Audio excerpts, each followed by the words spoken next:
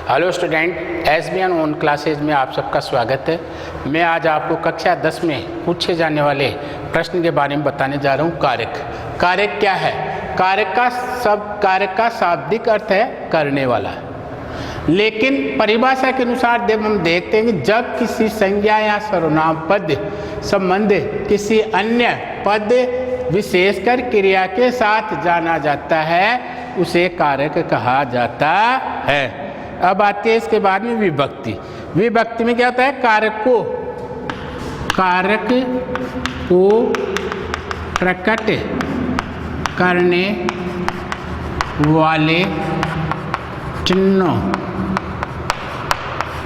को विभक्ति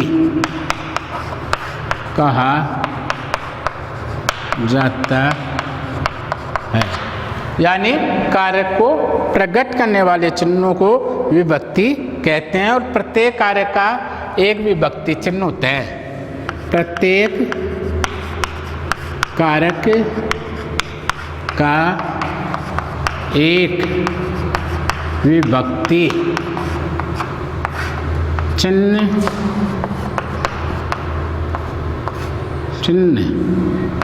होता है। हर कारक का एक चिन्ह होता है। हिंदी भाषा में कारक 8 प्रकार के बताए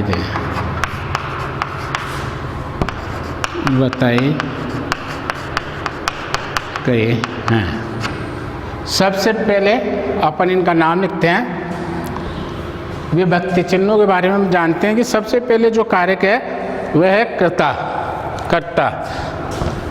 जो प्रथम कारक है वह है कर्ता कारक। यह है कारक, और इसको बोल सकते हैं चिन्ह। कर्ता का चिन्ह होता है ने, कर्ता ने।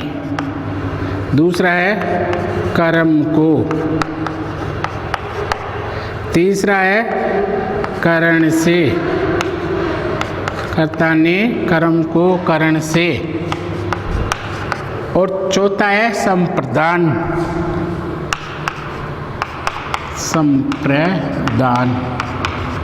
संप्रदान का कारक चिन्ह है के लिए। पांचवा है अपादान।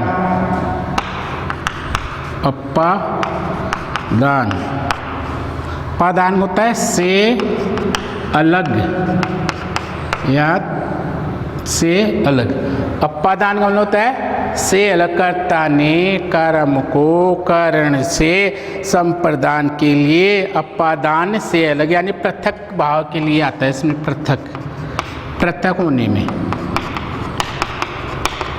अपादान में। इसके बाद में आ रहा है आपके अपादान के बाद में आ रहा है संबंध कारक। इसके बाद में है संबंध कारक। संबंध में आता है का, के, की, ना, ने, नी, रा रे री, रा रे री। यह संबंध कारक होता है, यानी कर्ता और क्रिया में संबंध बताने के लिए प्रयुक्त होता है, तो उसको संबोधन या संबंध कारक कहते हैं। इसके बाद में आ रहे हैं आपके संबोधन कारक। संबंध के पहले बार आया आपके संबंध कारक के बाद में आ रहा है अधिकरण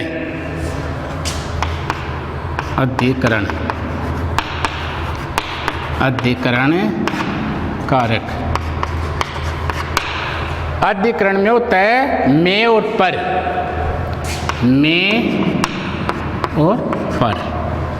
में और पर में कर्ता और क्रिया के संबंध व्यक्त किया जाता है, में और पर। और लास्ट में जो आ रहा है संबोधन कारक। आखिरी आपका है संबोधन कारक। हे, अरे, ओ, अजी आदि। यानी किसी को बुलाने और संबोधन देने के लिए संबोधन कारक होता है। अब आपको मैं एक एक का उदाहरण सहित स्पष्ट करने जा रहा हूँ कि आठों विभक्तियाँ किस प्रकार से लगती है और किसका संबंध व्यक्त किया जाता है। सबसे पहले आपको बता रहे हैं, प्रथम है आपका कर्ता कारक। कर्ता के बारे में बताते हैं। कर्ता का सीधा संबंध होता है, कर्ता का क्रिया से जहाँ सीधा संबंध हो वहाँ कर्ता कारक होता है। कर्ता कारक पहला उदाहरण आप क्या रहे है, कर्ता कारक। कर्ता कारक में आपका सीधा संबंध आ जाएगा कर्ता का क्रिया से। कर्ता कारक में आपको बताने जा रहा हूँ कि संज्ञा जो रूप करने वाले को बोध कराता है, अर्थात संज्ञा से करने को कर्ता कारक कहते हैं। अर्थात कर्ता कारक में कर्ता का करने वाला, कर्ता क्रिया, कर्ता के द्वारा कर्ता क्रिया करने वाला होता है। कर्ता में करने वाला, कार्य को करने वाले का बोध कराया जाता है इसमें। कारक कार्य को करने वाला, कार्य को करने वाले का बोध होता है। कार्य को करने वाले का बोध होता है। जैसे उदाहरण लो, उदाहरण राम ने रावण को मारा। तो इसमें जो ये ने शब्द है वो कर्ता कारक है, या कर्ता कौन है, राम। राम कौन है यहाँ, कर्ता। तो राम ने रावण को मारा, तो यह कर्ता कारक हो गया। कौन सा कारक हो गया, कर्ता। कर्ता कार्य करने वाला कर्ता कहलाता है, और कार्यकर्ता के द्वारा जो कार्य किया जाता है वो कर्ता कारक हो जाता है। तो यहाँ राम ने रावण को मारा, रावण को मारने वाला कौन है, राम। तो यहाँ कर्ता कारक हो गया। इसके बाद में आता है कर्म कारक। कर्म कारक, कर्म कारक। कर्म कारक दूसरा उदाहरण लेते हैं। कर्म कारक क्रिया का प्रभाव कर्ता पर न पढ़कर, कर्ता पर न पढ़कर क्रिया पर पड़ता है। कर्म पर पढ़कर कर्म पर पड़ता है, वह कर्म कारक होता है। कर्म कारक होता है, कर्म कारक होता है। यानी सीधा कर्म कर्ता पर प्रभाव न पड़कर किस पर प्रभाव पड़ता है, कर्म पर। तो इसमें क्या हो रहा है, जैसे कि यह है कि कर्म कारक की विभक्ति चिन्ह है को, तो इसकी विभक्ति चिन्ह क्या है, को। विभक्ति चिन्ह है को विभक्ति चिन्ह है इसकी।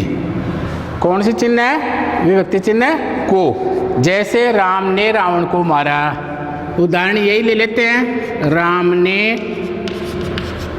रावण को मारा।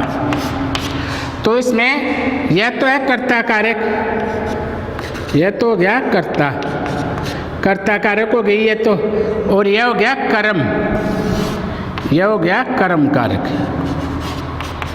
कर्म कारक किसको मारा, रावण को मारा।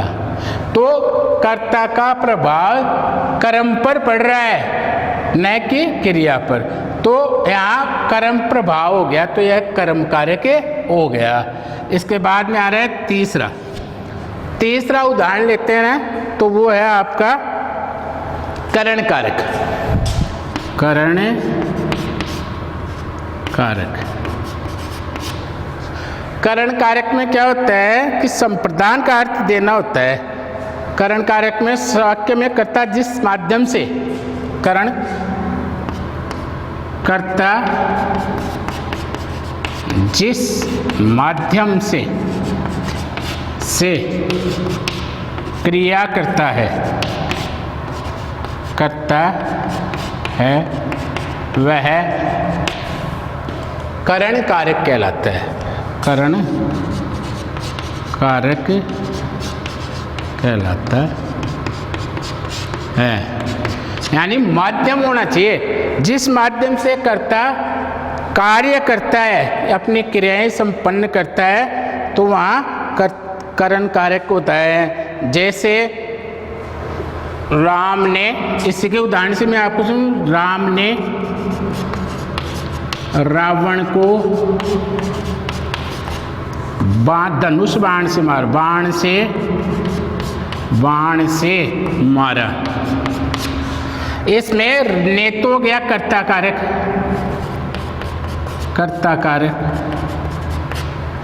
को गया कर्म कारक, और से हो गया करण कारक। किससे मारा? करण कारक। धनुष से बाणा, धनुष बाण से मारा। तो वाक्य एक ही है, लेकिन इसमें विभक्तियों को देखते हुए, सब वाक्य के प्रयोग को और उसके क्रिया को देखते हुए इसमें विभक्ति कारक अलग अलग, कारक चिन्ह अलग अलग हैं। राम ने कर्ता कारक, रावण को कर्म कारक, बाण से मारा तो यह करण कारक हो गया, यह कर्म कारक और यह कर्ता कारक। यानी वाक्य एक है, लेकिन विभक्ति चिन्हों का प्रयोग करते हुए उसको कारक या जो कारक हैं वो पृथक पृथक होते जा रहे हैं। इसके बाद में आ रहा है आपका अपादान, संप्रदान कारक। इसके बाद में संप्रदान का मतलब तय अलग होना, संप्रदान। इसके बाद में आपको बता रहा हूँ मैं संप्रदान कारण के लिए संप्रदान कारक। संप्रदान का मतलब है देना, किसी को देना संप्रदान कहलाता है, देना या किसी के लिए करना, यह संप्रदान कारक होता है। तो इसकी जो विभक्ति चिन्ह है वो है के लिए, इसकी विभक्ति जो चिन्ह है वो है, विभक्ति चिन्ह है के लिए। तो इसमें उदाहरण देखिए, उदाहरण राम ने रमेश के लिए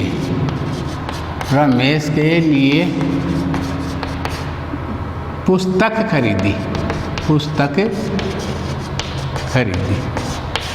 राम ने रमेश के लिए पुस्तक खरीदी। तो आप खरीदी के लिए कौन, इसका क्या हो गया? संप्रदान कारक हो गया, के लिए खरीदी, के लिए संप्रदान कारक के लिए जहाँ शब्द आ जाता है वहाँ संप्रदान कारक हो जाता है। जैसे मीनाक्षी ने कविता को पुस्तक दी, मीनाक्षी ने कविता को पुस्तक दी। तो यहाँ को शब्द है वो संप्रदान कारक के लिए आया है। इसी प्रकार से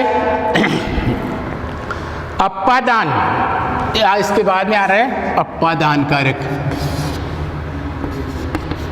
अपादान कारक, इसमें अलग होने का भाव दर्शाया जाता है, अलग या पृथक होने का भाव दर्शाता है। इस अलग या पृथक होने का भाव दर्शाता है। और विभक्ति चिन्ह है इसका से, विभक्ति चिन्ह है, विभक्ति चिन्ह से या पर, से या पर, इसके विभक्ति चिन्ह क्या है? से और पर। जैसे पेड़ से पत्ता गिरता है, उदाहरण लो, पेड़ से पत्ता गिरता है, पेड़ से पत्ता गिरता है। तो इसमें कहाँ से गिर रहा है? पत्ता है ना, जो पेड़ से अलग होने का भाव हो रहा है, पेड़ से अलग होने का भाव। जो से विभक्ति है वो अपादान कारक का है, पृथक हो रहा है, इसलिए अपादान कारक हो गया। संबंध कारक। अब इसके बाद में आ रहा है आपका संबंध कारक। संबंध कारक। संबंध कारक में क्या होता है? कर्ता और क्रिया का संबंध बताया जाता है। कर्ता और क्रिया का संबंध बताया जाता है। और विभक्ति, इसके चिन्ह क्या है? विभक्ति चिन्ह क्या है इसका? विभक्ति चिन्ह, विभक्ति चिन्ह है। इसके विभक्ति चिन्ह लेते हैं अपन। विभक्ति चिन्ह का, के, की, रा, रे, री। का, के, की, रा, रे, री। जैसे यह राम दशरथ के पुत्र थे। राम दशरथ के पुत्र थे। पुत्र है, राम दशरथ के पुत्र है। तो यह के, इसका संबंध आ रहा है ना? वह उसकी पुस्तक है। तो उसकी पुस्तक है। वह मेरा घर है। वह है ना? वह कलम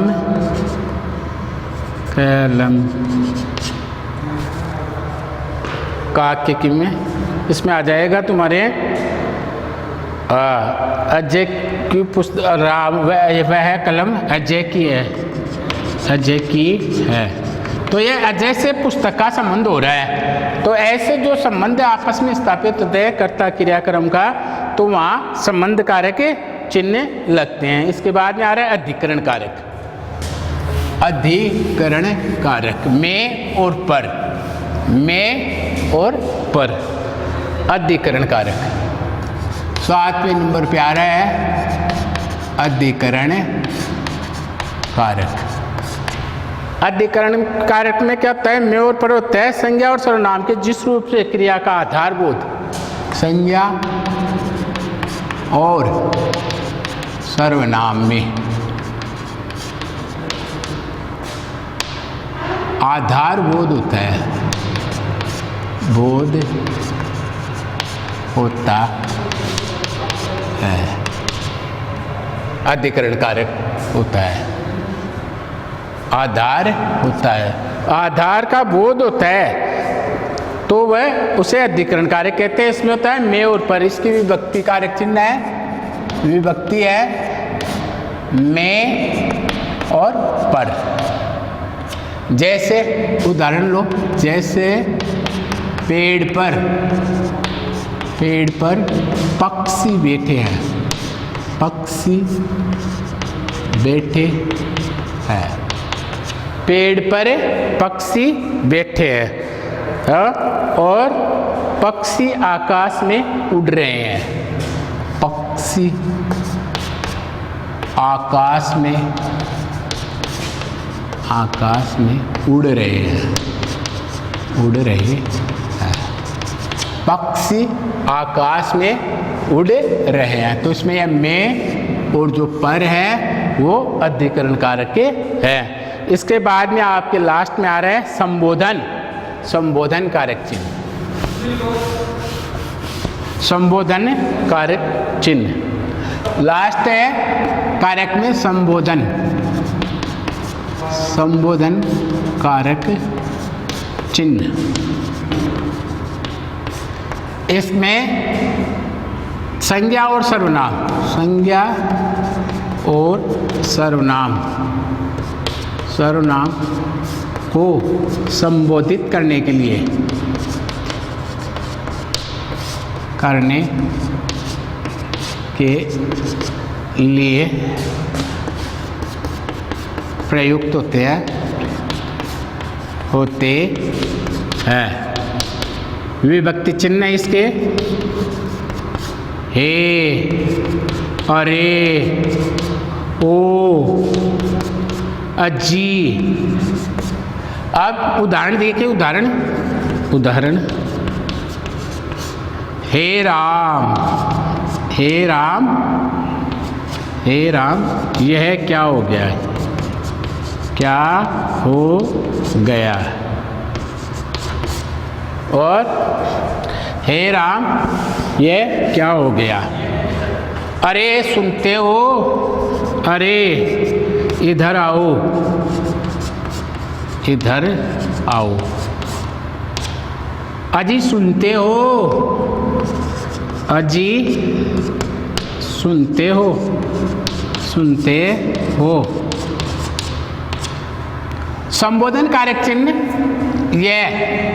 ये चिन्ह संज्ञा और सर्वनाम के पहले लगाए जाते हैं। संज्ञा और सर्वनाम के पहले लगाए